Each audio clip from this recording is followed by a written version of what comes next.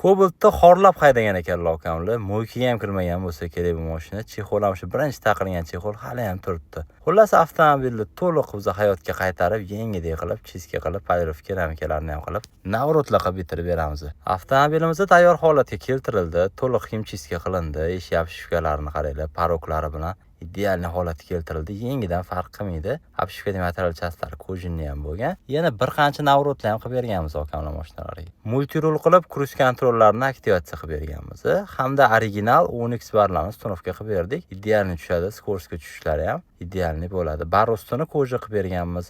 1 yil garantiyasi ham bor ishimizning sifatiga. Xudo xolisa avtomobilimiz tayyor, salonlari to'liq himchiska qilindi, bir qator navrotlar qilindi. Endi tashqi qismini ko'rsatib obzor qilamiz. Old-orqa bamperlarni ko'ruvdinglar, yangi taqildi, led farlar taqildi, hamda to'liq polirovka qilindi avtomobilimiz. Krugovoy tonirovkalarni ham urib, idealni holatga olib kelib, tashqi qismini ham, salon qismini ham o'z egalariga topshiramiz. Okamlar 6 soatlik yangi mashina olgan ekanlar, faqat ahvoli og'irroq edi. Bizni hayotga qaytarib, idealni sostoyaniyaga olib keldik. Marketingdan ozorlashmanglar, bizani kuzatib boringlar. Xizmatlar bo'lsa, bexijolat kelaverasizlar.